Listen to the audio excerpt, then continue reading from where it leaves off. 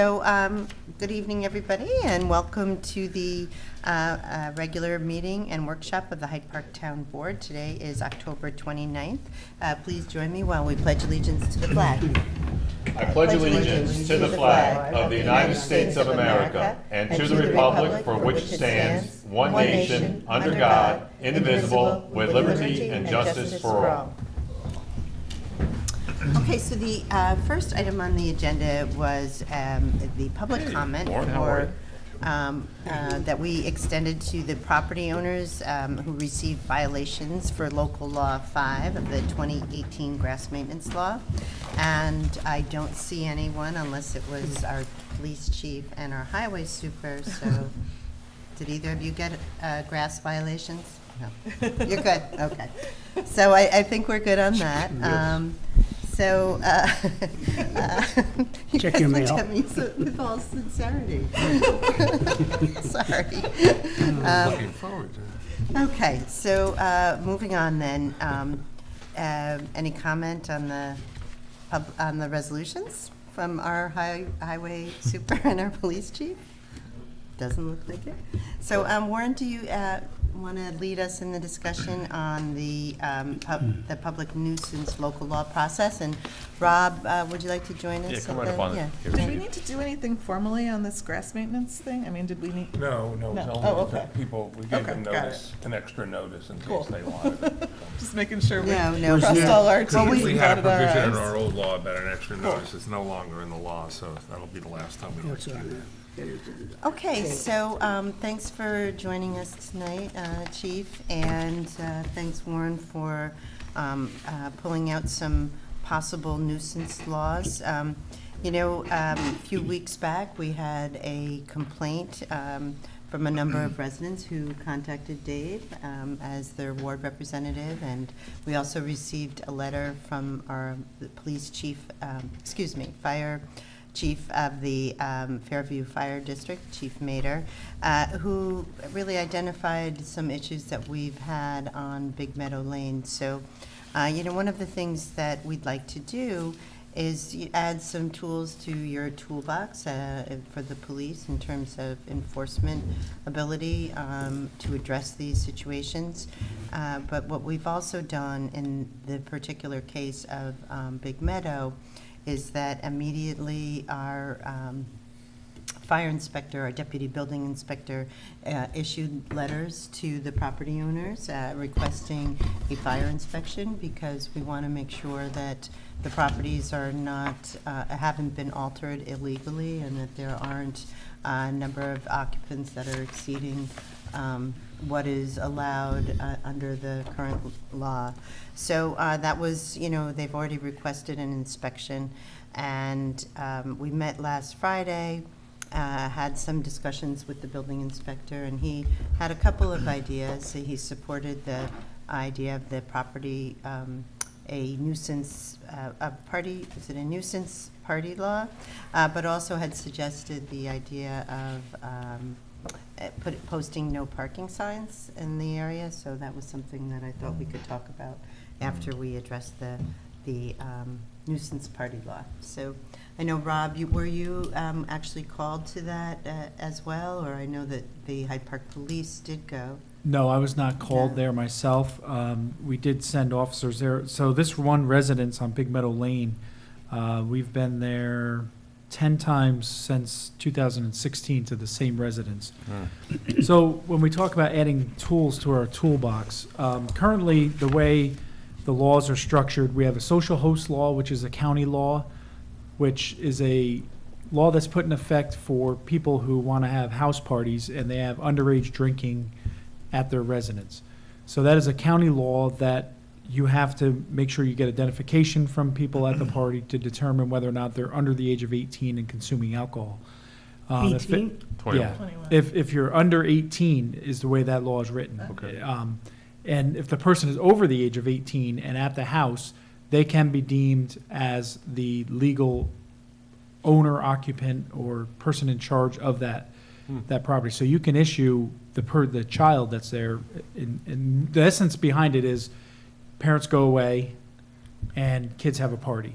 So if they're over the age of 18, they can be issued for providing alcohol or people consuming alcohol. I believe it says under the age of 18 in that law, but it may be 21. I don't want I to think that's. say, it it may used to be. 18 when I was a Yeah. kid. You may be able to, you may be right. I have the law But here, the but responsibility I'm just being brought versus up to speed on this, because Eric is the one who Yeah. spoke about it this last time, so Yeah. I apologize. But, so we have the social host law, and we have our local noise ordinance, Yeah, which section of the noise ordinance that this would pertain to requires one verbal or written warning to be issued to that person at the day of the time of the offense. So if we go there tonight, we have to go and give you a verbal warning or a written warning, and then we get called back again, then we can issue you a summons. And also, we can deal with parking issues. But Big Meadow Lane does not have any parking restrictions currently on that road unless it's a snow ordinance and there's active snowstorm, or it's during the snow ordinance violation. So currently, there's no parking restrictions on that road as well. Being that that road is very close to Marist College, we get the most amount of complaints and the most amount of Marist housing on that street. But this particular residence is becoming a nuisance to everyone involved. I've spoke to a couple of the neighbors through there, and they're really frustrated. There's a lot of different ways it can go, but the nuisance ordinance would be something that the police can utilize. Obviously, there's things that the fire inspector can do in zoning and things, but we can't do that at 2 o'clock in the morning when we're called there, and we're dealing with different complaints about parties. When we had the officers there the one night, and they ended up issuing one of the occupants, who we determined to be the renter, because as we talk about with these homes, there's usually several tenants, and each one is listed on a rental agreement.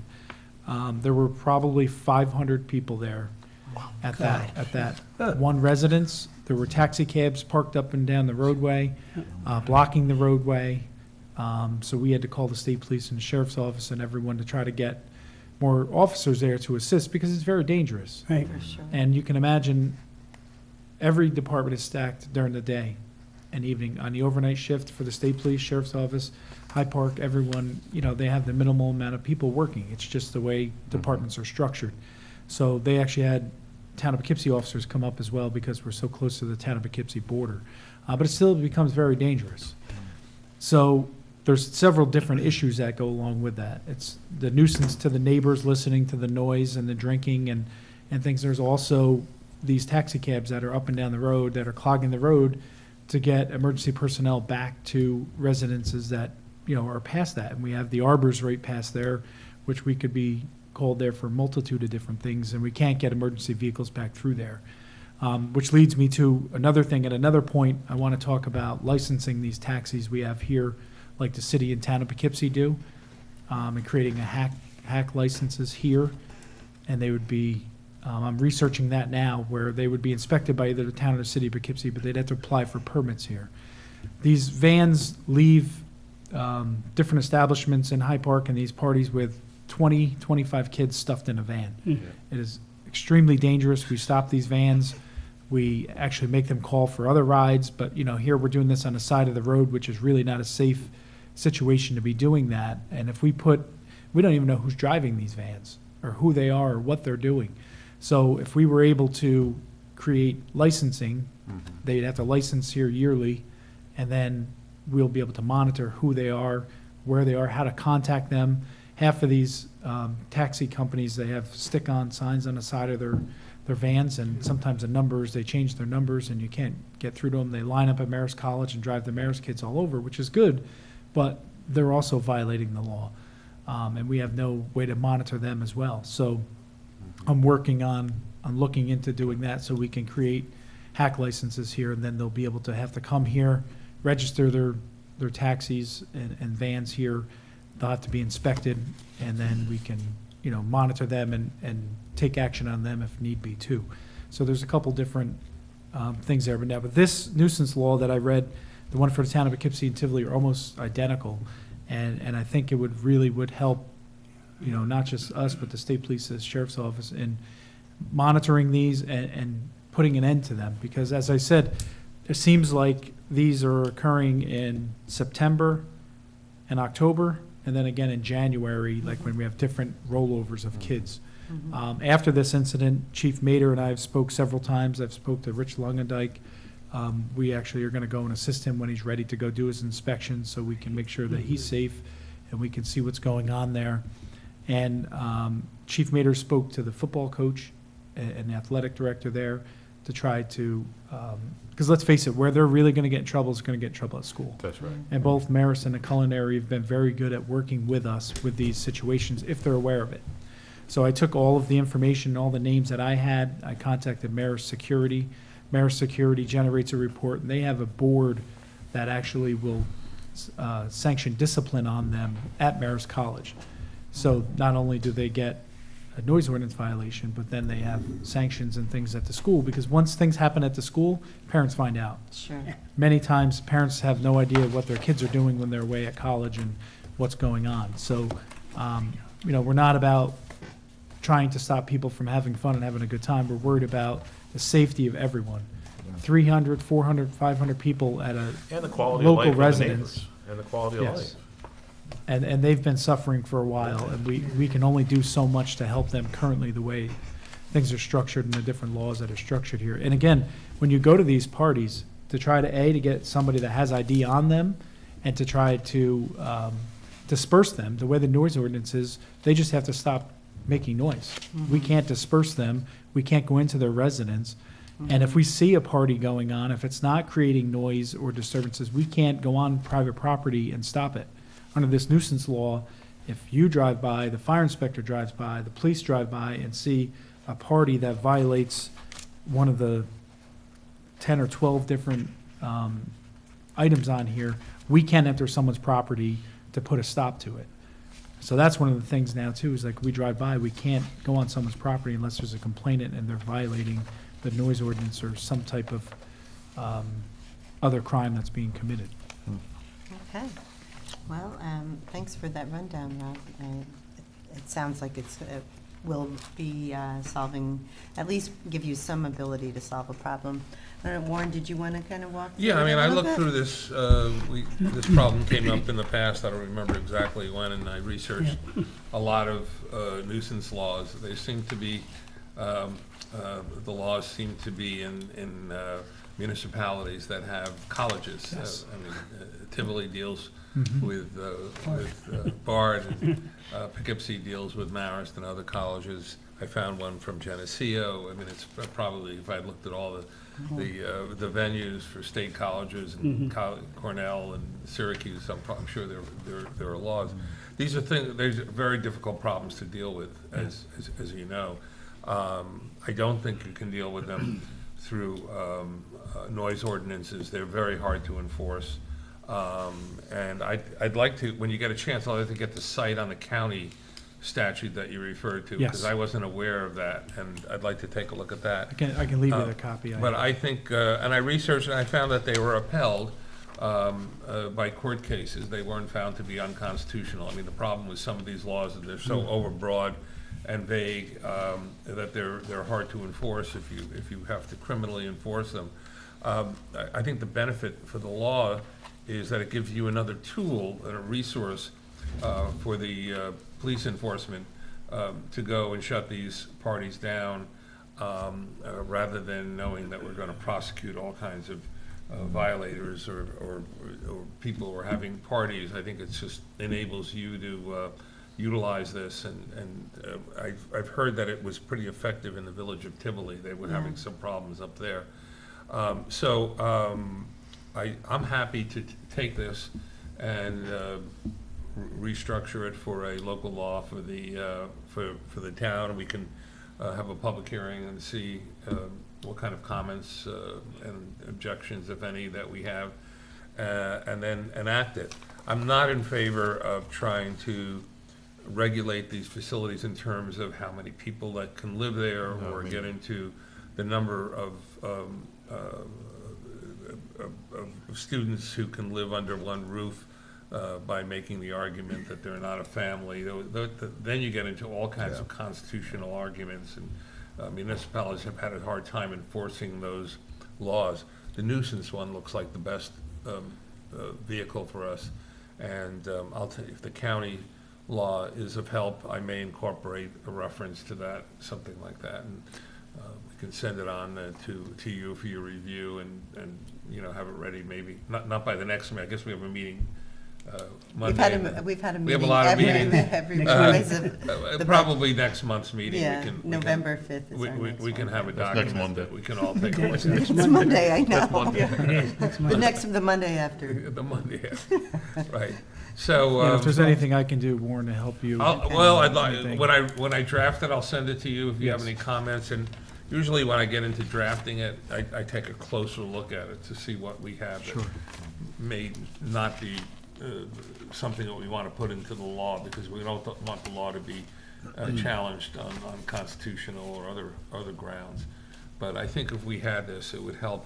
The parking, we have to, rely on our highway superintendent to see whether it's appropriate to put no parking signs there. Yeah. I think we have more control over our no parking than, we don't have to ask the state permission for that, if I remember correctly. We can enact our own. Even no if we did parking. one side of the road down there. But that Yeah, would I help think a the only lot. issue with doing a no parking, and I'm just throwing it out there, if you have vans of kids coming, so if you have no parking, they could still have vans of kids, and it still doesn't address the issue of having that party. I think having let's try this new bill that we're talking about, that Tivoli has and Town of Poughkeepsie has, because I think if you have a no parking, then you're really restricting the residents that live on that road, right? That's the hard part, yeah. Well, Yeah. Dave, so Dave, Dave. And has then, been- and they have a party that's legitimate, and then all of a sudden Right. cops come by and they're having a graduation party Yeah. or whatever there might be, then they get penalized, and Yeah. that really defeats the purpose of,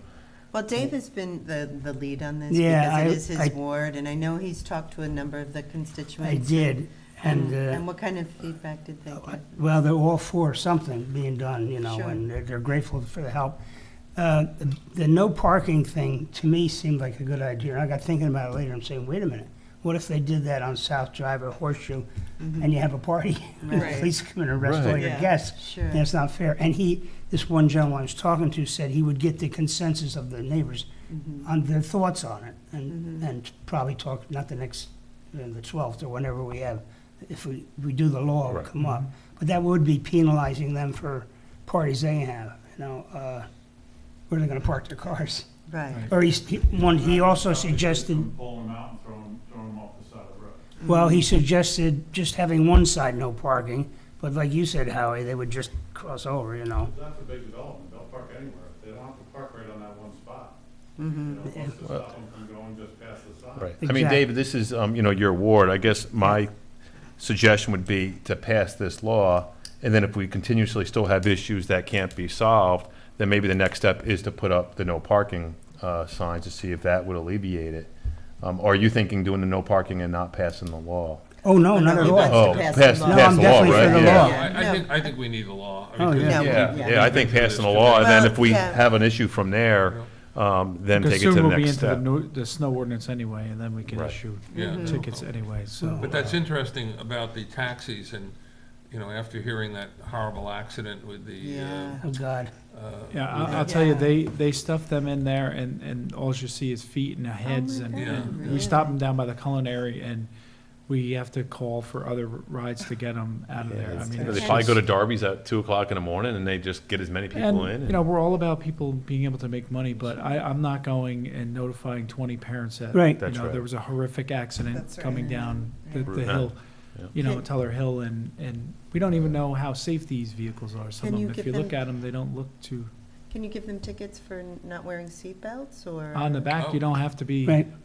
over 16, you don't have to wear a seatbelt in the back. is that But true? is there Yeah. a limit as to how many people are allowed to be in the car? There's seating requirements, Yeah. but, you can't always, if Yeah. there's seating, there's supposed to be one person for every seatbelt that's in the car. Like, Uh-huh. it tells you 8 passenger, 10 passenger, Yeah. 12 passenger. But there's a weight limit, there's different things that can be Mhm. done, but it's Yeah. not really The same? being addressed. We're stopping them and making them wait there on the side of the road for other vehicles to come and pick them up. So They're the- stopping them before they leave. Some of them are at Right. Darby's. We stopped them that night. They were stopping some of them and making them come out, and they're stuffing as many in as they can. They get a couple dollars per kid, Sure. so they try to get as many in as they can. Right. So how would the licensure work? They'd have to get a permit to operate in Hyde Park? Right, I'm and just then- starting to research that now, but from what Yeah. I'm looking at, Town of Poughkeepsie and City of Poughkeepsie both have They it. do? So one of the entities is in charge of doing the inspection. Mhm. They inspect the vehicle, make sure it's, up to regulations and there's no carbon monoxide leaks or anything of that nature. And then they apply for their license through each one of the, Mhm. one for the town, one for the city. So I'm still researching that a little bit. This has kind of brought this, like, hey, there's nothing Yes. regulating it here. And we don't know if it's the same companies that are licensed that are in a city or town, or if they're just coming up here because they know we don't have it. Okay. But then again, I don't know how Uber falls under that or Lyft. Exactly, what I yeah, was we were gonna So ask that. Uber and that's, Lyft like I would said, be- that's where I have to Mhm. do a little bit more research before I bring that to you as something, but it's something that I'm looking at Good. Okay. Oh, yeah. great. and working on. Yeah.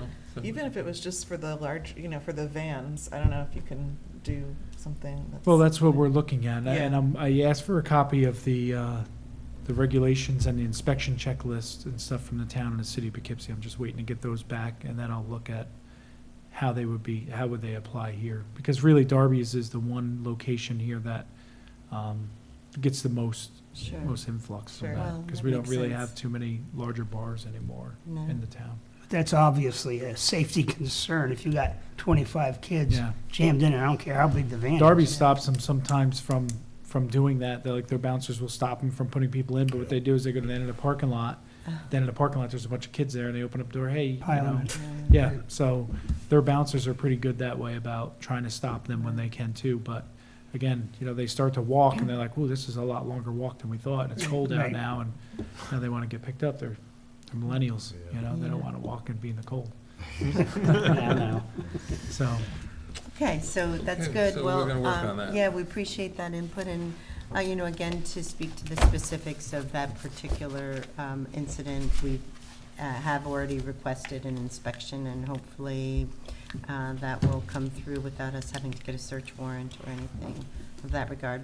But that is a slightly different subject that this really won't address. yeah, and we're trying to act as quick as we can with what tools we have, Yep. and everyone's been great between Yeah, the- Rich and zoning and, Yeah. the fire department, that's Fairview's district, and, they're very concerned because they had that tragedy that occurred, Right. in the Fairview district, Sure. so, yeah. but whatever we can do to help ease those pains of the poor residents down there being affected by this. Sure. And it's gonna circulate, and it's gonna be other places too, so Yeah. if we can use this and set the tone here with a nuisance law, then maybe it'll deter some of those other things from happening. Good. Okay, well, thank And you. Warren, I'll give you this law, Good. this okay, thank you. Thanks, Chief. Okay, thanks, You're Rob. welcome. Thank you. Rob.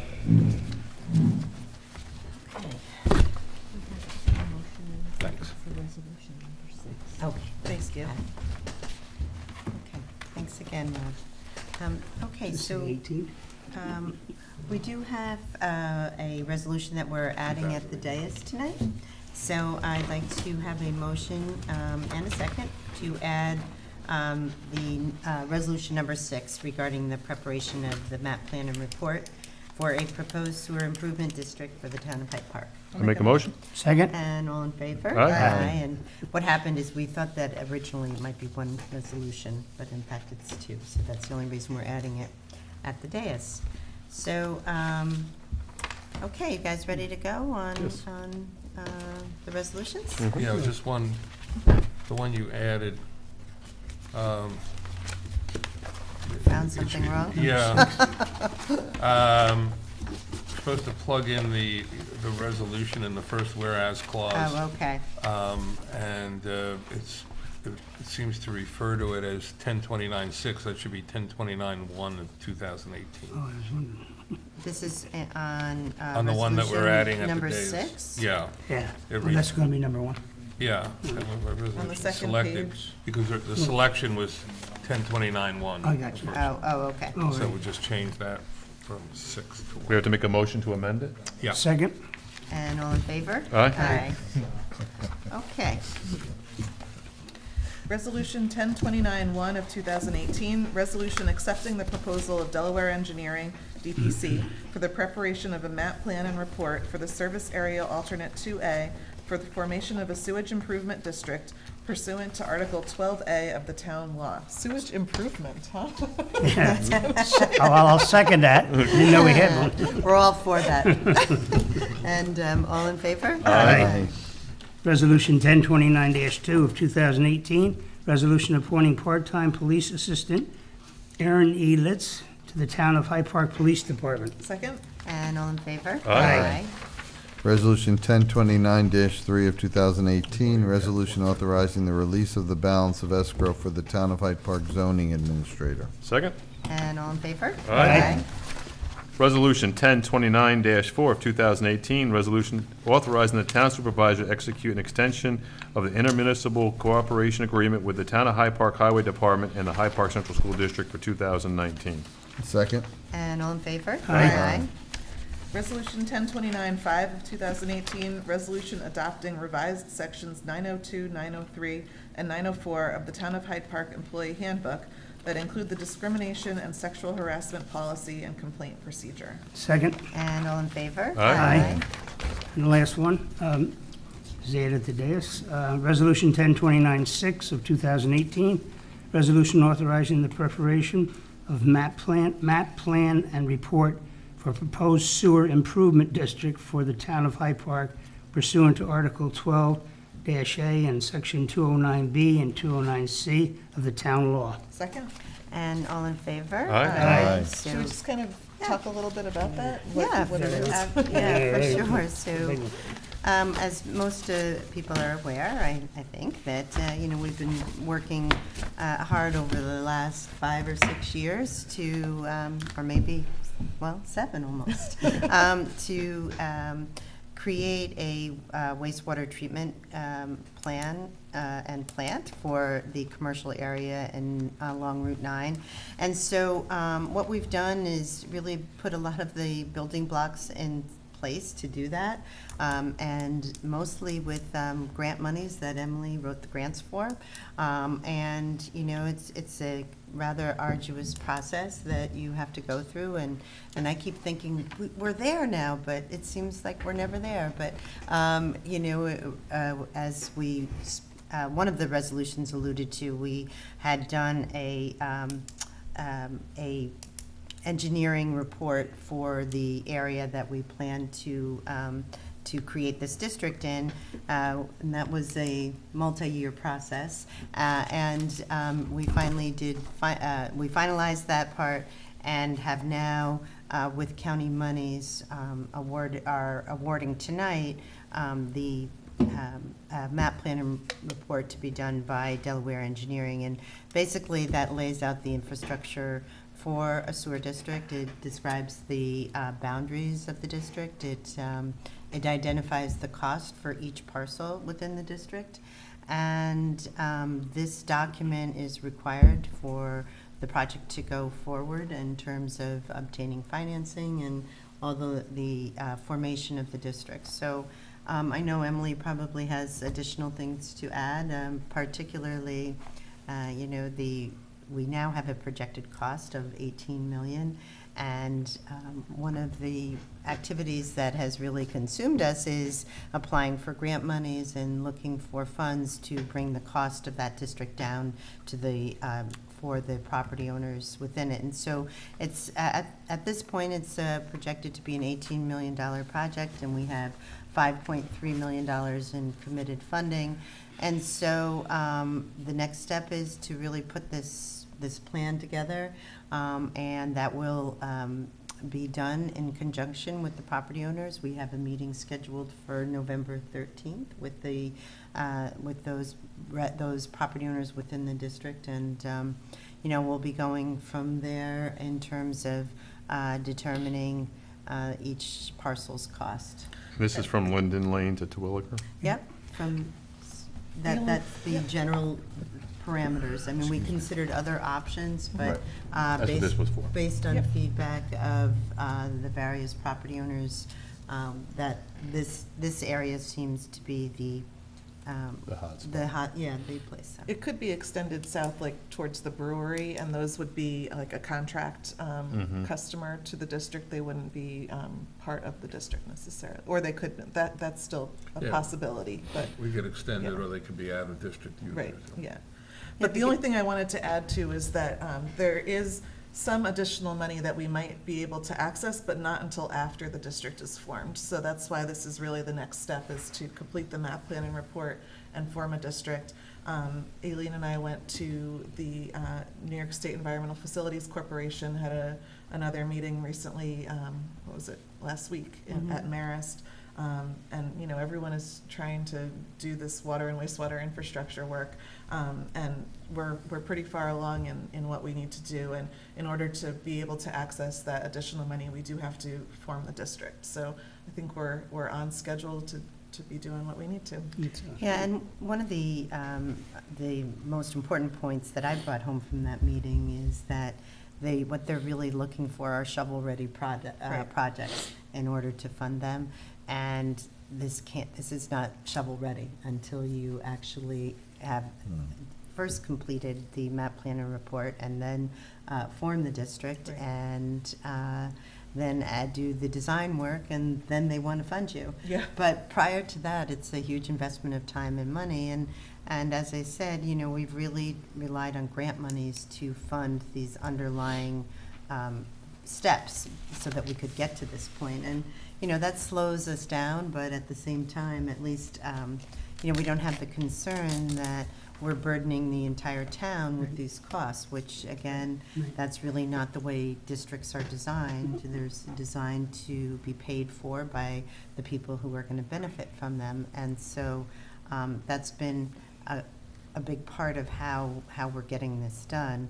And it's also a big part of why it's a little bit slower, Right. in terms of making sure that we have those costs covered by grant funding. But I think that we're really doing everything that the public sector, everything that government can do to make this happen. I mean, ultimately, Absolutely. it's going to be the choice of the property owners, but we're putting everything possible in place, including much more grant funding than most communities ever put together. So, you know, it's going to be an opportunity, and I hope the property owners will take it. Can see through that Yeah. and realize Yeah. how much work is, Yeah. I don't think anybody's gonna get any closer than you guys have come, and, I don't think they are, because it's just going to get more expensive. There's no as doubt. time goes on. And, you know, so again, to just kind of go over the mechanics, it's an $18 million project. We have 5.3 in committed funds, so that money's that balance, that 13 million or so, would be borrowed by those property owners and bonded for and paid back over a 30-year 30 period. period, right. So, you know, those are big numbers, but when you think about the amortizing it over 30 years, and then you think about the value of your property when you have that underlying And what you can do with it infrastructure at that and what point. you can do with it, and it really just can't be about what the use is right now, although we do have, you know, some wet uses, but not too many, Right. you know, but. you know, but when the townspeople ask, you know, how come we don't have more restaurants? How come we don't have more whatever? It's because we can't have that without the wet use, you know? So the value of the property will definitely go up. And, yeah, I think most of the property owners along Route 9 that would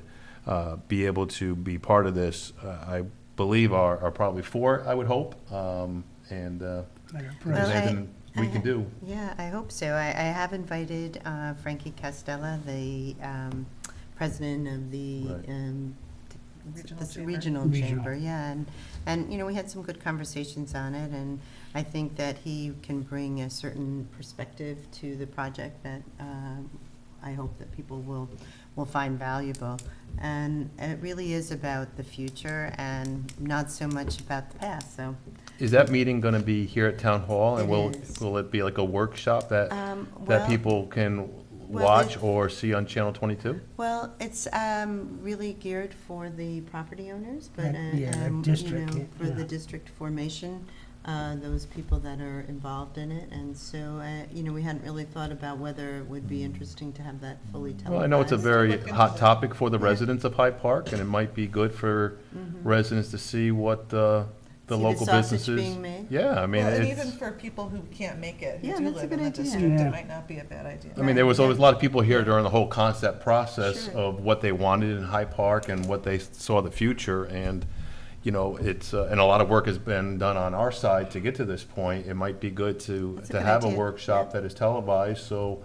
So hopefully So the Tony's- residents can Tony's really listening see, down there. yeah, right, Yeah, how it's, yeah. the whole process. Yeah, that's a great idea. I'll mention that to Peter.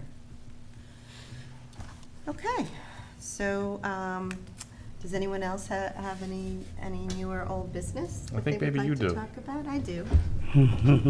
Wait, I was gonna say I do, but I'll wait.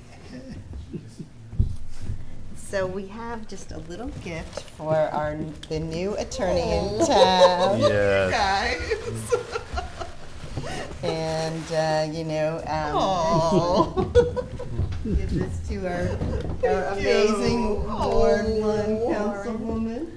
Thank you. So people that are at home, Emily graduated from the bar this past week. She got Yeah, give me a notification, so she's a full-fledged attorney. So proud. Yeah. So, yeah, we just really want to extend our congratulations and our appreciation for our amazing Ward 1 councilwoman. And, you know, she did so much work for the town while going to law school, and she recently passed the bar with distinction. Yay. And has always served the town with distinction. So congratulations, Emily. Yeah, Thank you. congratulations. I mean, to be a mom, a wife, going to school, and all you've done for the town, congratulations, and really a heartfelt thank you. We really are appreciative. Yeah. You have to be thrilled. I remember I passed my boards for pharmacy. When I got that letter, it was like, whoa. Yeah. That's really a thrilling moment. So happy for you, Yeah. proud of you. And now I have an attorney on each side. All Watch kinds out. of legal advice. Yeah, you're in trouble. You better be good, Dave. I That's all I know. can tell you. Well, I never have been. So. All right. Aileen, I also want to thank the rec department for putting on a great Halloween event yesterday, party. Yeah, Yeah, it that's was really- very well attended, Yes, and they did a great job with that. good. And with Yes, Chief's here, thank you. I mean, your guys were all over the place this week between Trunk or Treat. I know Yeah. that you were at St. Peter's. We had Paul here doing safety for, you know, the kids out for trick or treating. And then I think on Sunday or Saturday, you were at Emergency One doing child. So And thank you Marty for was all at that. Marty Monaco was at Snail mail. the Roosevelt Firehouse. Yeah. Right. Yeah, So you guys just were lots of everywhere good this past week. Halloween So thank festivities you. and- Yeah. Yeah. Yeah, great. St. Patrick's Day. And I realize Howie's not only great at plowing, he makes a great hamburger, so great cheeseburger. So thank you for serving the men over there. That was a nice touch, Howie. So Yes, thank you this that's really past week. good. It's really been a good time in Hyde Park. So Yeah. Good. Okay, so we will be here again next Monday. Yay, another Monday here. So with that, can I have a motion to adjourn? I make a motion. Second? And all in favor? Aye. Aye. Thank you guys so much. Thank you. Welcome. God. Your email too, I read that last week. I got, Oh, did you? Yeah, I didn't get to write back to you. but No, thank I you. hope you got, I was gonna ask you I about did, it. yeah. I just remember You're how so I right felt. about my